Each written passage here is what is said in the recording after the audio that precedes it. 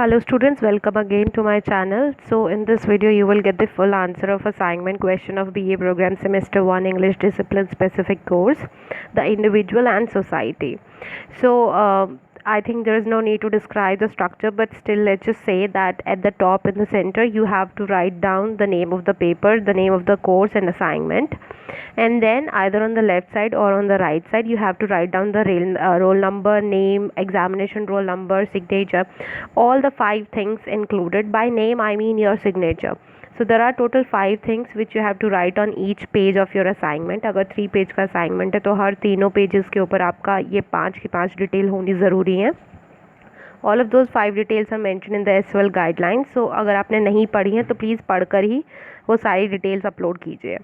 So now before moving towards the question and the answer, I have one request that please watch the full video because I don't want you to lose your marks. मैं नहीं चाहती कि आपके marks कम हो. जब आप answer लिखते हैं लिटरेचर के बीच में तो आपको बहुत सारी चीज़ों का ध्यान रखना होता है. लाइक किस शॉर्ट स्टोरी का नाम आप कॉमास में लिखें, इन्वर्टेड कॉमास में लिखें, आपको अंडरलाइन करना है या आपको बोल्ड लेटर्स में लिखना है या ब्लैक पेन से लिखना है, आपको किसी को कोट कैसे करना है, स्टोरी के बीच में से कोई वर्ड अगर आया है तो उसको कैसे लिखना है. ये सारी डिटेल्स आपको पता होनी चाहिए जब आप अपना आंसर लिख रहे हैं. So please stick with the video till the end. It's just 10 to 12 minutes video. I think you can give this much time to your answers. So please watch till the end. Now let's start with the question and the answer. So this is question 3 of this paper, the individual and the society. Question is, examine critically Tagore's depiction of the shallow male dominated society and the subjugation of women in the exercise book.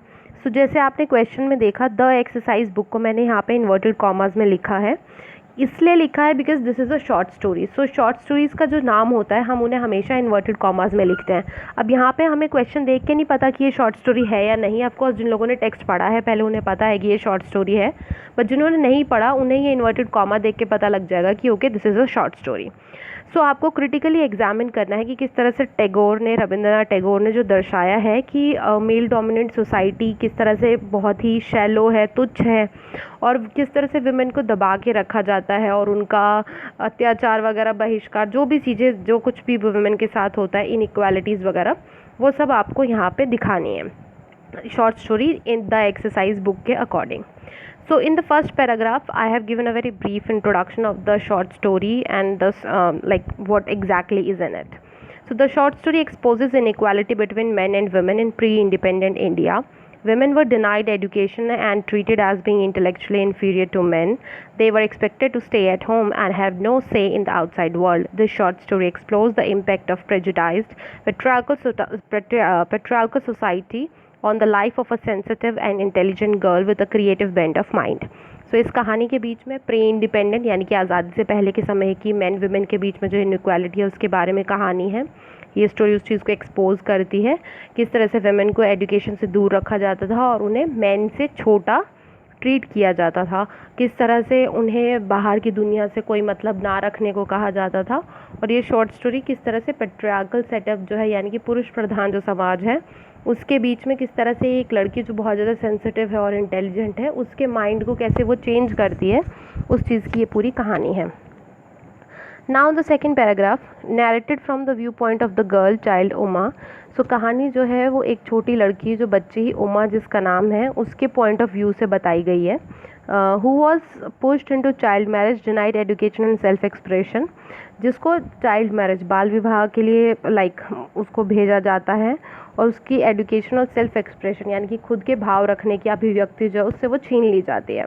अब यहाँ पे the exercise book को मैंने double coat में लिखा है, so this is mistake. आप please यहाँ पे इसे सिंगल कोट में कर लीजिएगा जैसे कि ऊपर क्वेश्चन के बीच में दिया गया है.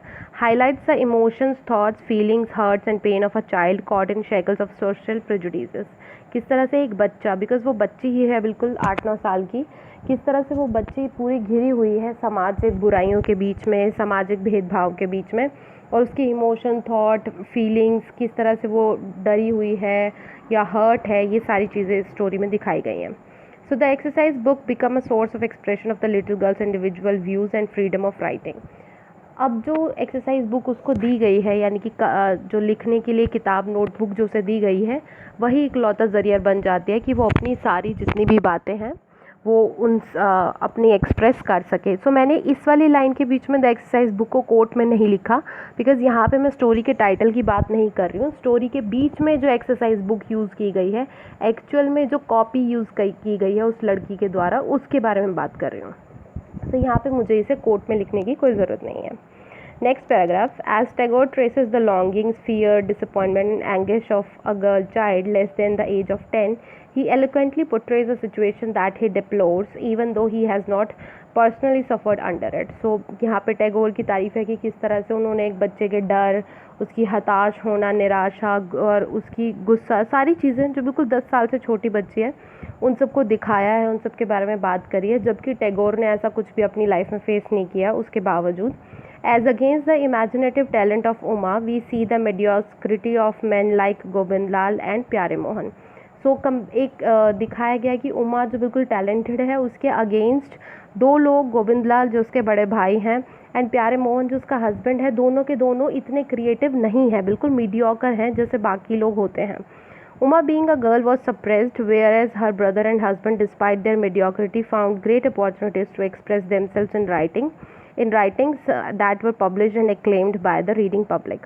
So उमा जिसके अंदर टैलेंट था लिखने का, पढ़ने का, उसके टैलेंट को कोई कदर नहीं हुई, और बल्कि जो उसका भाई और उसके हस्बैंड है, जबकि उनके अंदर कुछ इतना खास टैलेंट भी नहीं था, उनको अपनी चीज़ें पब्लिश करने का, लिखने का, और लोगों ने उनकी कहानियाँ पढ़ने का भी उनको मौका मिला।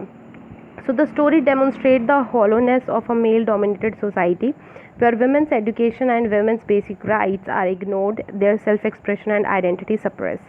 So कहानी जो है वो दिखाती है कि किस तरह से पुरुष प्रधान समाज जो है वो खोखला है, जहाँ पे women की एजुकेशन को दबाया गया, उनके राइट्स को इग्नोर किया गया, उनके सेल्फ एक्सप्रेशन और आइडेंटिटी को भी दबा के रखा गया। So Uma was a young girl who loves to read and write in the 19th century India, where reading and writing was forbidden for women. She used to write on her now मैंने story के बारे में, अब तक हमने पूरा thematic बात करी थी, ऊपर पहले पैराग्राफ में बिल्कुल छोटा सा स्टोरी का डिस्क्रिप्शन दिया था। Here I have given a little bit more detail about the story. So she used to write on here and there, but once get caught when she wrote on her brother Govind Lal's essay. Her brother confiscated her writing tools, but eventually returned it to her with an exercise book. She wrote many of her individual thoughts, lines from poem, prose in it, but her happiness was short-lived as she got married at the tender age of 9. Her final teaching from her mother and brother was not to write or read. So इस paragraph में मैंने बताया कि किस तरह से 19th century India में women के लिए पढ़ना लिखना मना था, और वो एक बार अपने भाई की ऐसे पे लिखती हुई पकड़ी जाती है। उसका भाई उसका लिखने के सारे सामान छीन लेता है, और उसके बाद थोड़े टाइम बाद वो ऐसे ही अपनी मौज में आके उसको वो दे देता है, और उसको एक एक्सरसाइज बुक भी देता है कि तुम इसमें लिख लिया करो, like a diary kind of exercise book. So अब वो अपनी थॉट्स और लाइंस जो भी उसको आती हैं, जो भी उसे पता है, पोएम की लाइनें या और भी जो भी प्रोज नॉवल वगैरह के बीच की लाइनें, वो उसमें लिख देती है अपनी। लेकिन उसकी ये खुशी ज़्यादा दिनों की नहीं थी, बिकॉज़ 9 साल की उम्र में ही उसकी शादी हो गई, एंड उसके माँ और भाई की तरफ से जो उसको फाइनल शिक्षा थी कि सबसे इम्पॉर्टेंट लेसन उसकी लाइफ का, वो यही कि पढ़ो और लिखो मत बिल्कुल भी। In her in-laws' house, she was very lonely and tense towards writing behind the closed door.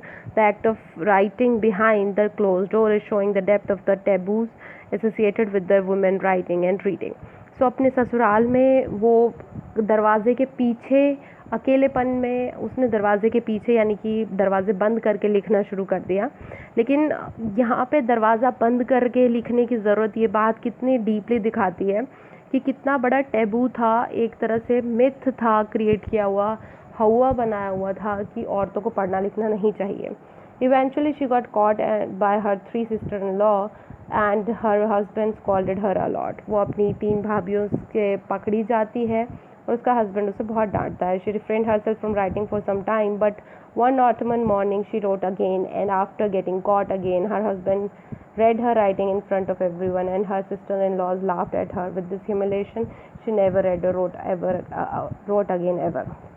अब दोबारा से वो एक बार डांट खाने के बाद वो काफ़ी टाइम तक नहीं लिखती, लेकिन एक दिन ऐसे ही लाइक ऑटमन मौसम के बीच में, लेट्स से कि आजकल का जो मौसम है ऐसे ही सुहाने से मौसम के बीच में वो फिर से अकेलापन फील करती है, अपनी माँ की याद आती है, और वो उस अकेलेपन के बीच में अपने इमोशंस को लिखने के लिए दोबारा से अपनी एक्सरसाइज बुक की तरफ चलती है।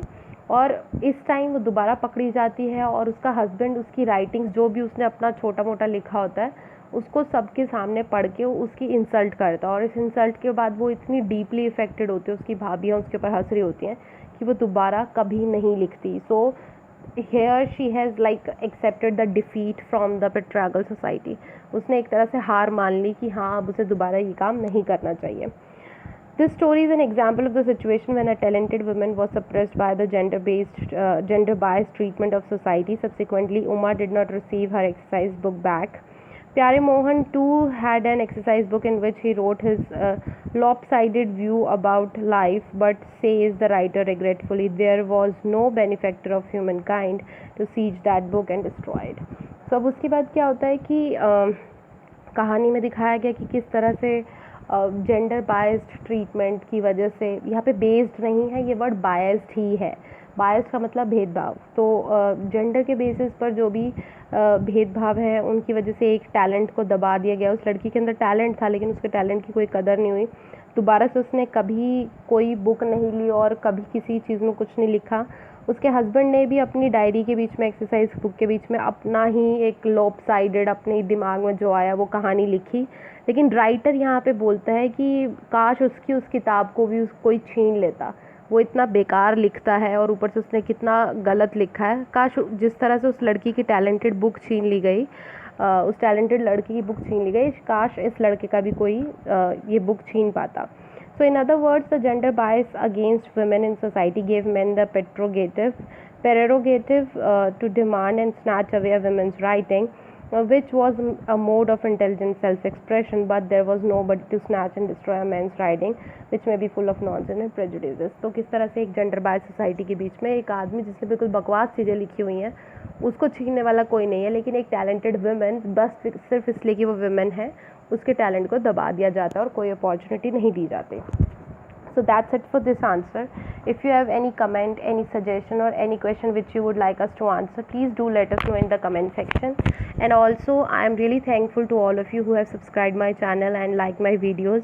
I'm really happy to see that my hard work is paying off and it's helping you guys a lot. So thank you very much to all of you. I have read all of your comments and all of your suggestions which you have given to me. Once again, thanks for it. And those of you who haven't liked, please like, subscribe our channel, because I am genuinely putting a lot of efforts in writing all of these answers, and I hope you appreciate it. Thank you so much. That's it for this video.